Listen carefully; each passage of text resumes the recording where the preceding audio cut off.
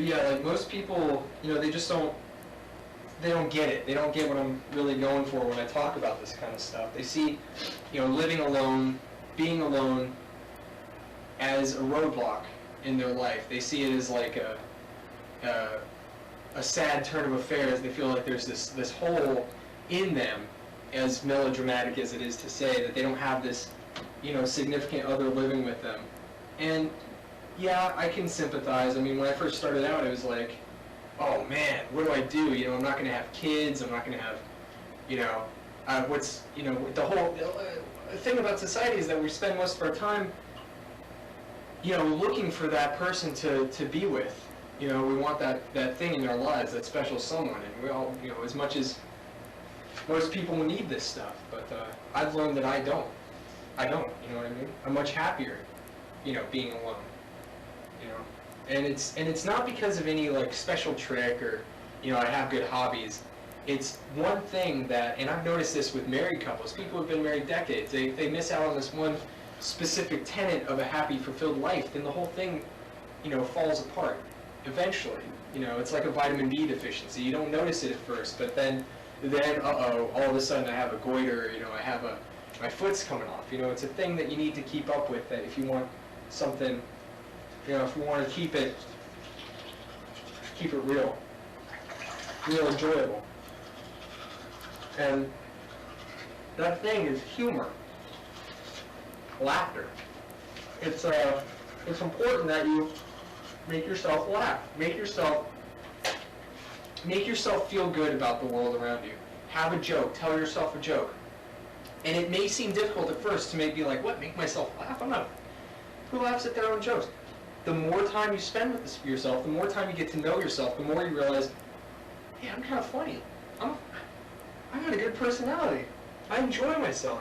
And that's what I learned. And if I can say this, and I feel like I could say this pretty confidently, I'm the funniest guy I know.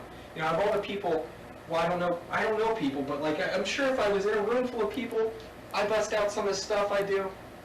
Boy, let me tell you, I don't think that there won't be a knee unslapped in that room, let me tell you. It's like, here, let me give you an example. I recently revisited an ongoing prank that I do with myself. I sometimes pull this out every once in a while. I don't really think about it too much, but I kind of go through the motions after a while to kind of have this little practical joke prank thing set up. It's almost like muscle memory. We'll get into that later. But yeah, I start, let's say I wake up 5, 6 in the afternoon. I lay in bed for a couple hours, and I think to myself, you know what?